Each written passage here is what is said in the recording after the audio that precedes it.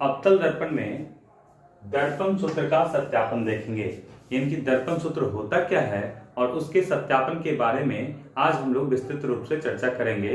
आखिर यह जो क्वेश्चन है यह 5 नंबर के क्वेश्चन में मैट्रिक में बार बार पूछे हुए हैं, तो यह इस बार के लिए इंपॉर्टेंट हो जाता है। अवतल दर्पण में दर्पण सूत्र का सत्यापन, तो आप लोग क्या करेंगे, एक बार इसको अच्छे तरीके से रिवाइज करेंगे और मेमोराइज करेंगे।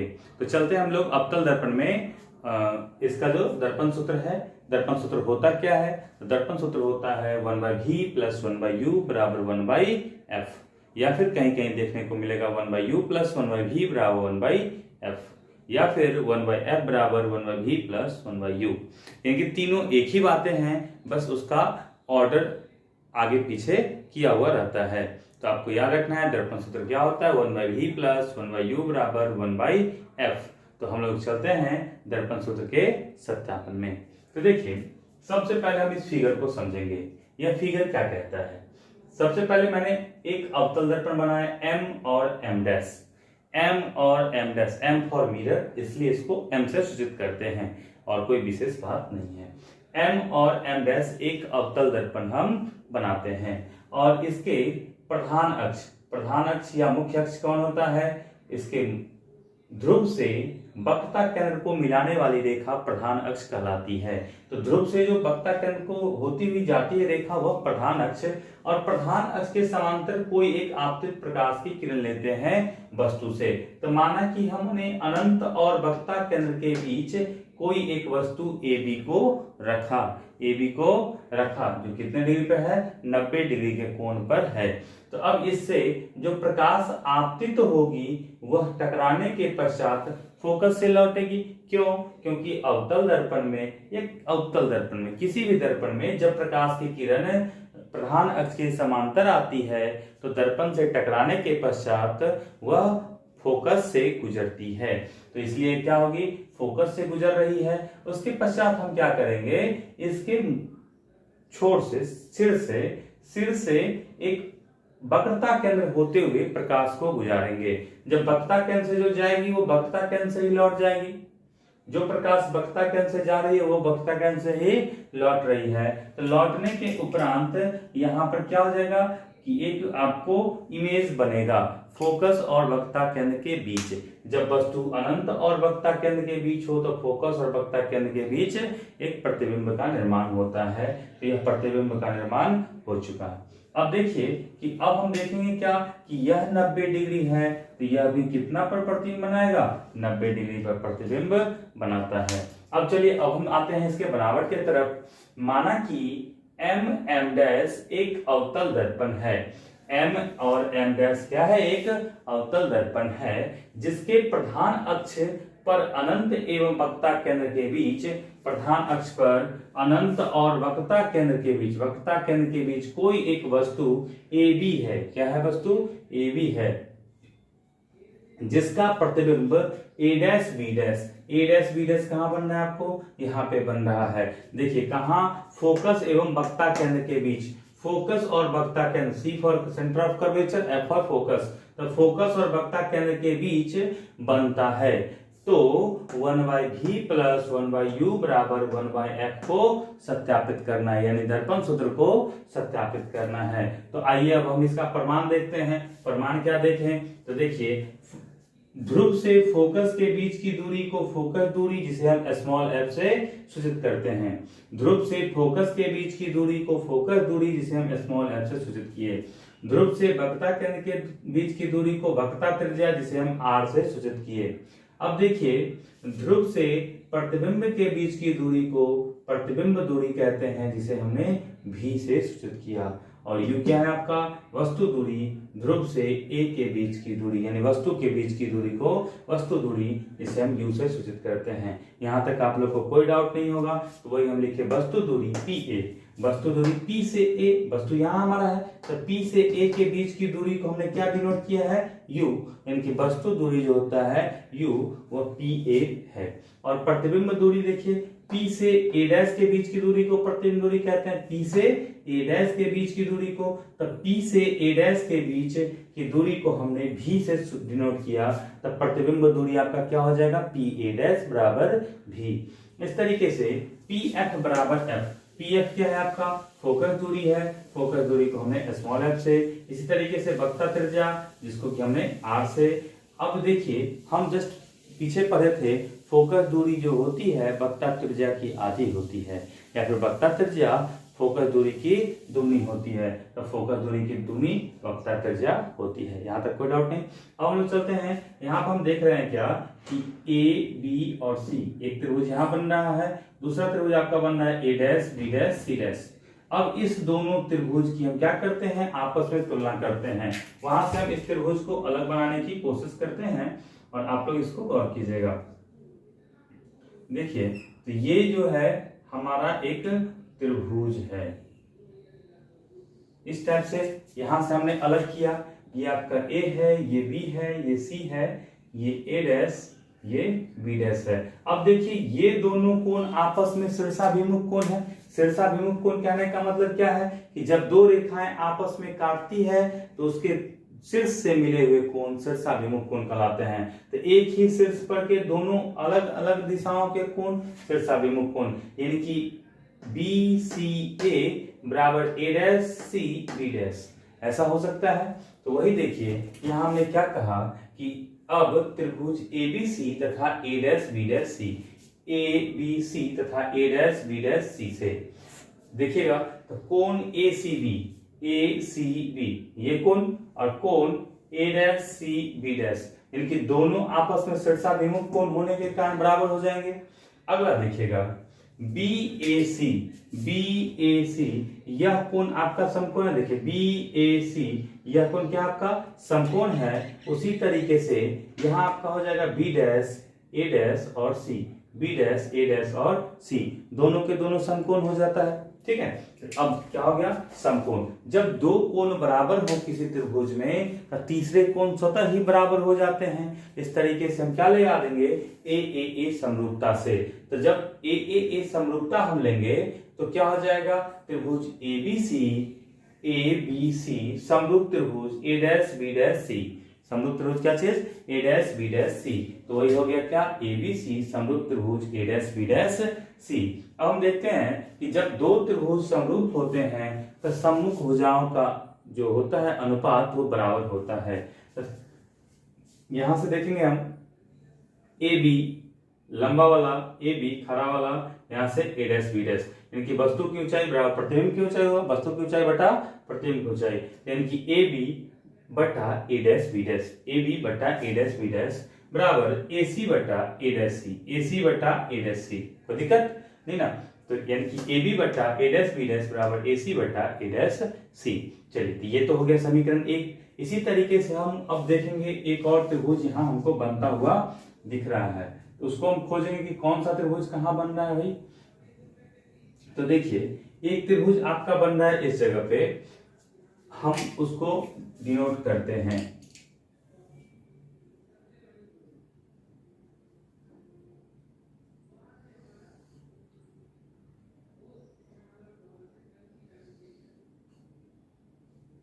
चलिए अब देखिएगा ये आपका N है, ये Q है और ये A डैश है, ये B डैश है और ये F है।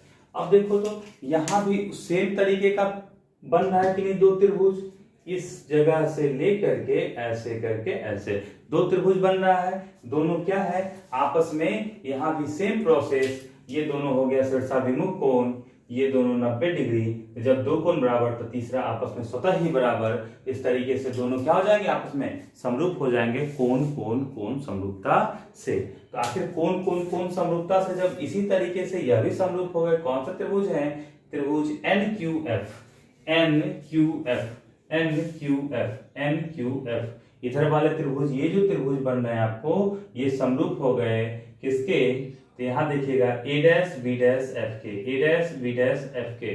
कोई दिक्कत, NQF समरूप A dash B dash F, तो वही क्या लिखे हम, NQF समरूप त्रिभुज A dash B dash F। अब आगे देखिएगा अतः इनकी भुजाएं भी समानुपाती होगी। जिस तरीके से इनकी भुजा समानुपाती होती थी उसी तरीके से इनकी भी भुजाएं समानुपाती होगी। तब एन क्यू बटा A dash B dash, N Q बटा ए डैश बी डैश बराबर क्यू एफ बटा A dash F, Q F बटा ए डैश एफ। इतना समझ गया। एन क्यू बटा ए डैश बी डैश बराबर क्यू एफ बटा ए डैश एफ। अब देखिए कि जब ये भुजा आपस में समांतर है, क्यों हम बोले थे आपको कि प्रधान अक्ष के समांतर आ रही है किरण, अर्थात ए बी बराबर एन क्यू, ए बी बराबर एन क्यू। क्यों? क्योंकि समांतर भुजाओं के बीच हमेशा दूरी क्या रहती है?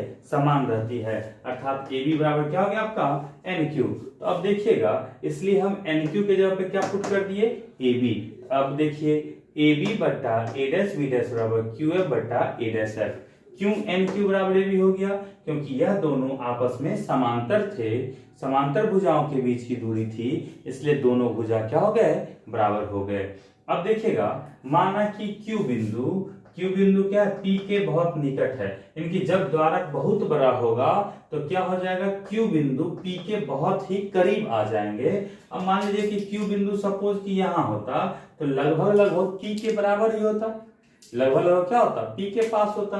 इनकी जितना दूरी एफ क्यू है उतना ही लगभग एफ पी के बराबर हो जाएगा। क्यों? क्योंकि जब क्यू बिंदु पी के बहुत ही क्लोज हो, बहुत क्लोज हो, अर्थात एक दूसरे के एकदम सटे सटे से लगे, तो क्या हो जाएगा? दोनों का दूरी लगभग क्या हो जाएगा? बराबर हो जाएगा। तो आपको क्यू एफ बराबर पी एफ हो जाएगा। इनकी क्यू एफ का डिस्टेंस पी एफ के डिस्टेंस के बराबर हो जाएगा। कब? जब दोनों बिंदु आपस में करीब हों। चलिए अब हम आगे देखते हैं, आगे क्या देखते हैं? समीकरण। अब हम मान लेते हैं, इसको दो माने थे, ए बी बटा ए डैश बी डैश बराबर क्यू एफ बटा ए डैश एफ को समीकरण 2 माने थे। अब समीकरण 2 से देखिए तो अब हम क्यू एफ जो जहां रख रहे थे वहां पी एफ रख सकते हैं कि नहीं रख सकते हैं? क्यों? क्योंकि क्यू एफ बराबर हमने पी एफ मान लिया नजदीक होने के कारण। तो अब देखिए यहाँ ए बी बटा ए डैश बी डैश बराबर क्यू एफ के जगह पे हम क्या रख देंगे? P F. तो क्यू एफ के जगह पे रख दिए पी एफ बटा ए डैश एफ। तो क्या हो गया? ए बी बटा ए डैश बी डैश बराबर पी एफ बटा ए डैश एफ। अब देखिए समीकरण 1 और 3 की तुलना करते हैं। तो समीकरण 1 में यहाँ क्या है? ए बी बट्टा A dash B dash, A B बट्टा ए डैश बी डैश बराबर ए सी बट्टा ए डैश सी, ए सी बट्टा ए डैश सी। तो देखिए यहाँ भी 3 में क्या था? ए बी बट्टा ए डैश बी डैश। इनकी ये दोनों में बराबर है, 1 में भी और 3 में भी बराबर है। इसका मतलब क्या हो गया? राम की आयु मोहन के बराबर, राम की आयु सोहन के बराबर, अर्थात मोहन और सोहन की आयु आपस में बराबर। उसी तरीके से यहाँ देखिए, तो जब ये बराबर ये, तो इसका मतलब है 8c बट्टा ए डैश सी बराबर पी एफ बट्टा ए डैश एफ। तो समीकरण 1 एवं 3 से क्या हो गया? AC बट्टा ए डैश सी बराबर पी एफ बट्टा ए डैश एफ। अब देखिए AC हमारा ये डिस्टेंस है, AC हमारा क्या डिस्टेंस है? ये डिस्टेंस है। तो सीधे सीधे इतना दूरी निकालना संभव नहीं है। अब हम क्या कर देंगे? हमको पता क्या है? PA पता है, PA बराबर U पता है, PC बराबर हमको पता है क्या चीज कि R पता है। तो अब हम क्या करेंगे कि PA में से PC को घटा लेंगे तो इतना बच जाएगा। मतलब यहां से देखिए ये आपका A है, ये P है, ये C है। हमको निकालना है, E फाइंड आउट करना है। हमको यहां से यहाँ की दूरी पता है U और ये पता है R। तो अब हम क्या करेंगे? इसके बीच की दूरी R पता है, यहां से वहां U पता है, हमको X निकालना है। तो बड़का में से छोटका को घटा देंगे। अब मान लीजिए इतना बड़ा है, इसमें से इतना को मिटा दिए तो पता चल जाएगा, यानी कि U माइनस R हम कर सकते हैं ना। उसी तरीके से हम यहाँ पे क्या कर देंगे? गौर कीजिएगा आप लोग, देखिए इसलिए हम क्या कर दिए? AC यानी कि AP बड़ा वाला जो है AC बराबर क्या हो गया? AP minus CP, AP minus CP। तो वही हम कर दिए PA माइनस PC कहिए या AP माइनस CP, एक ही बात है। तो यानी कि AC बराबर हम क्या रख दिए? PA minus PC। PA बड़ा वाला भुजा में से PC छोटा वाला को घटा लिए। अब देखिए नीचे क्या था हमारा? A dash C, A dash C, इतना बड़ा भुजा का मान निकालना है, इसका मान हमको पता नहीं है। तो क्या करेंगे?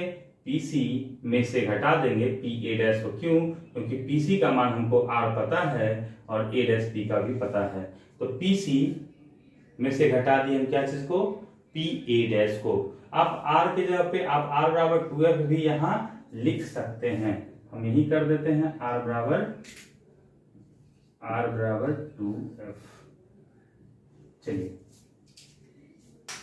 अब देखिए, तो यानी कि हम क्या बता रहे थे, अभी PC minus P A dash आ गया। अब देखो तो यहां पर पीएफ है, तो पीएफ का मान तो हमको पता ही है कि एफ के बराबर होता है। अब हम चलते हैं क्या चीज, ए डैश एफ, ये पता नहीं है तो इसमें से क्या करेंगे, पीए में से पीएफ को घटा लेंगे। तो पीए में से पीएफ को घटाए, तो पीए डैश में से पीएफ को जब हम घटाएंगे तो हमको वो पता चल जाएगा। अब चिन्ह परिपाटी का प्रयोग करते हैं। जब भी चिन्ह परिपाटी का प्रयोग किया जाता है तो दर्पण के इस तरफ मापी गई दूरी हमेशा ऋणात्मक लेते हैं। दर्पण के बाईं ओर नापी गई दूरी हमेशा क्या लेते हैं, ऋणात्मक लेते हैं, जबकि दर्पण के दाईं ओर मापी गई दूरी हमेशा धनात्मक लेते हैं। तो चलिए, तो चिन्ह परिपाटी का प्रयोग करते हैं। तो पीए हमारा क्या है, देखिए तो यहां से पीए बराबर हम क्या रखे हैं, यू, लेकिन किधर है, इस तरफ है, बाईं ओर है। तो बाईं ओर होने के कारण पीए यू क्या हो गया आपका माइनस। अब देखिए तो पीसी माइनस पीसी, तो माइनस का माइनस रख दिए। अब पीसी बराबर आर बराबर क्या है आपका 2f, तो 2f रख दिए। मापे किधर, बाईं ओर, पीसी कहाँ है हमारा, इस तरफ है, तो ये क्या हो जाएगा -2f। इसके बाद देखिएगा क्या है आपका पीसी, तो पीसी के जगह पे फिर -2f, माइनस का माइनस, पी ए डैश भी, लेकिन भी हमारा कहाँ है, यहाँ है भी, दर्पण के बाईं ओर, तो वो भी क्या हो जाएगा -v। अब चलिए पीएफ बराबर क्या होता है, f होता है। पीएफ बराबर देखिए यहाँ f है, लेकिन मापे किधर है, बाईं ओर, तो -f। उसके बाद देखिएगा पी ए डैश बराबर भी, तो भी का भी, लेकिन बाईं ओर के कारण -v। अब देख चलिए -pf कह रहा है, -pf, तो pf का मान क्या होता है f, तो -pf, माइनस का माइनस रह गया और बाईं ओर नापे तो -f। कोई दिक्कत? अब देखिए हम इसको माइनस गुने माइनस प्लस हो गया, माइनस इंटू माइनस क्या हो गया प्लस, -u प्लस 2f। अब यहां भी देखिए माइनस गुने माइनस क्या हो जा रहा है आपका, प्लस हो जा रहा है, यानी कि -2f प्लस v। अब देखिए यहां क्या हो गया, माइनस का माइनस f, अब -v minus minus plus f, यानी कि -v प्लस f। यहां तक आप लोग अगर नोट करना चाहें तो एक बार स्क्रीनशॉट ले लें। उसका थोड़ा सा 2 स्टेप और है, उसको हम करेंगे।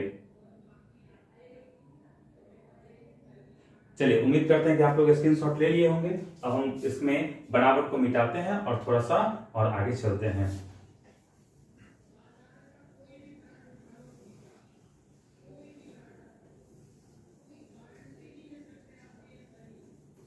तो देखिएगा अभी हमने क्या कहा कि यहां तक हमने कर लिया। अब इसको क्रॉस गुना करते हैं, इसको हम लोग कैंचिया गुना भी करते हैं। तो देखिए -u में -v से गुना करेंगे तो हो जाएगा आपका क्या चीज, -u में -v से गुना कर रहे हैं तो माइनस गुने माइनस प्लस uv, ठीक है। इसके बाद देखिए -v को -2f से कर रहे हैं तो -2vf। इसके बाद क्या कर रहे हैं, f को -u से, तो -u -f, तो -uf। इसके बाद हम क्या कर रहे हैं, देखिएगा इस f को इससे कर रहे हैं तो +2f²। अब देखिए बराबर क्या हो गया, अब इसको इधर गुना करना है, इसको किधर करना है, इधर, तो -2f -f, तो माइनस गुने माइनस प्लस, तो ये क्या हो जाएगा आपका +2f², और ये हो जाएगा आपका -vf।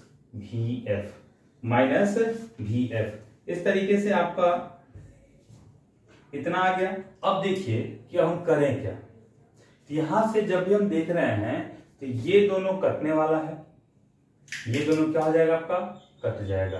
तो अब इसको एक तरफ कर लेते हैं, सबको एक तरफ। तो जैसे ही एक तरफ करेंगे तो इससे ये कट जाएगा आपका -vf 2vf। चलिए एक स्टेप और बढ़ा ही दें, प्लस यू भी माइनस 2vf, ये vf माइनस से आ गया किसमें, प्लस में, vf माइनस uf। ठीक है, अब देखिए, अब हमको क्या पता चल गया कि यहां से जब भी हम करेंगे तो यहां से हमको इधर बराबर 0 कर लीजिए,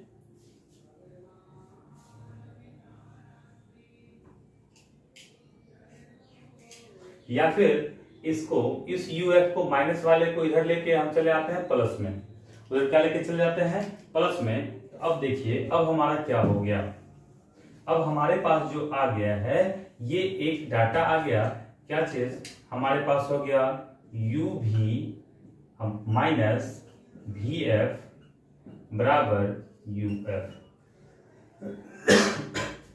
अब क्या करेंगे, अब दोनों ओर uvf से भाग देने पर, अब दोनों ओर क्या कर रहे हैं हम, uvf से भाग दे रहे हैं। तो जैसे ही हम uvf से भाग देंगे तो क्या हो जाएगा, तो देखिए uvf से भाग देंगे तो हमारा क्या हो जाएगा, uv बट्टा uvf माइनस vf बटा uvf बराबर uf बटा uvf।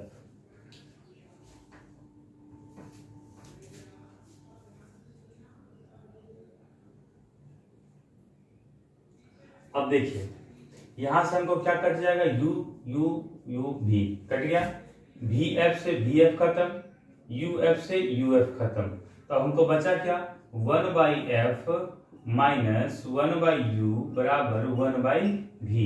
अब हम लोग क्या कर सकते हैं, इस 1/u को उठा के अगर इधर ले जाएं, यानी कि हमको डाटा प्राप्त हो गया क्या चीज, 1/f बराबर 1/v प्लस 1/u। यही क्या है आपका अभिष्ट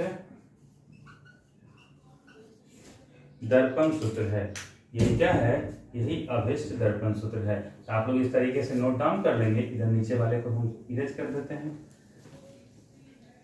चलिए एक बार फिर से मैं यहां चलूं, यहां से जब मैंने क्रॉस मल्टीप्लिकेशन किया तो क्रॉस मल्टीप्लिकेशन करने के बाद हमको u भी minus 2vf minus uf plus 2f square plus बराबर 2f स्क्वायर माइनस vf प्राप्त हुआ। तो देखिए 2f स्क्वायर से 2f स्क्वायर काट देंगे, जब भी कटेगा और ये vf माइनस वाला जो है इधर चला जाएगा तो क्या हो जाएगा, या फिर इसी को इधर ले आएंगे, माइनस 2vf को अगर हम इधर लाते हैं तो 2vf प्लस में आ जाएगा।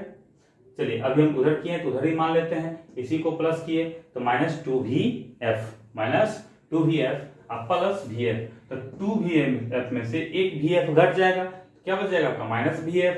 अब देखिए u भी माइनस vf बराबर uf, जब इतना आ रहा है तब दोनों ओर हम क्या करेंगे, u भी f से भाग दे देते हैं। जैसे ही दोनों ओर भाग देंगे तो क्या प्राप्त हो जाएगा, u भी बटा u भी f, तो u भी से u भी खत्म माइनस vf बटा u भी f, तो vf से vf खत्म, तो यहाँ u बच गया, यहाँ f बच रहा है, uf से uf खत्म, तो यहाँ v बच रहा है। तब देखिए 1/f माइनस 1/u बराबर 1/v बचा। तो अब हमको क्या फॉर्मूला क्या लाना था, 1/f बराबर 1/v माइनस 1/u।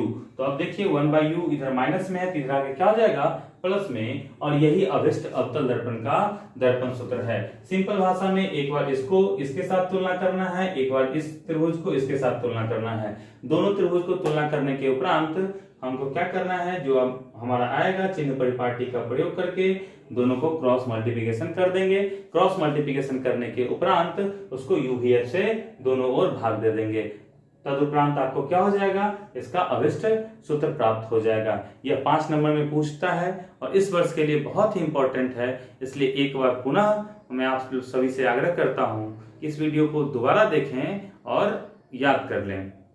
1-2 बार प्रयास कीजिएगा, आपको मेमोराइज हो जाएगा। तो चलिए इधर का भी स्क्रीनशॉट ले लें, ताकि